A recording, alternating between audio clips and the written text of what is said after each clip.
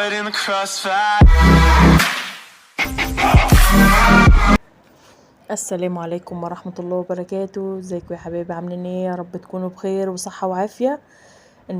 النهاردة هنعمل مع بعض رز معمر. زي ما انتوا شايفين اهو، انا كنت بغلي اللبن الاول زي ما انتوا شايفين اهو، وانا كنت غاسلة الرز منجيه حلو وغسلاه، ودلوقتي حطيت الملح على الرز. احنا مش بنحب الرز كتير يعني اهو. زي ما انتوا شايفين معانا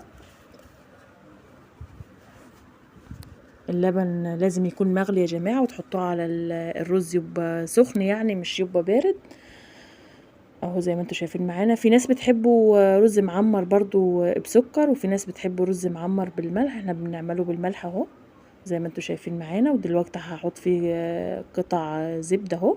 القطع ديت يعني بحطها على الرز المعمر كده، بتبقى تحفة خالص وطعمه جميل.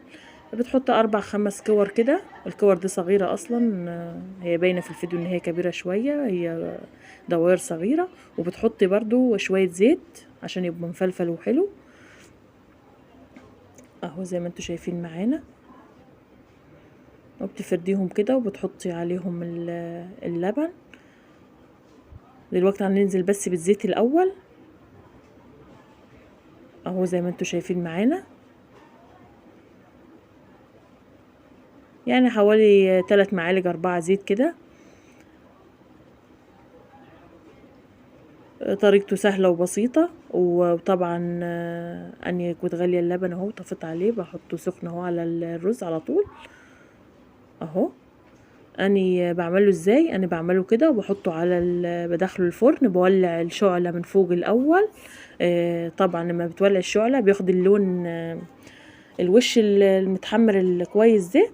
وبعد كده بتروح طافيه الشعله من فوق وسايباه بقى ايه يكمل السوا بتاعه. بتولع عليه الفرن من تحت عادي، بيكمل وبيستوي بيبقى جميل. ودلوقتي هنوريهولكم اهو.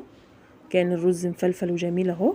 هو فيديو بسيط، واي حد مش بيعرف يعمل رز معمر، هو طريقته سهله وبسيطه اهو تحفه. ربنا يجعله بألف هنا وشفا على قلبكم، ومع ألف سلامة. It's caught in the crossfire.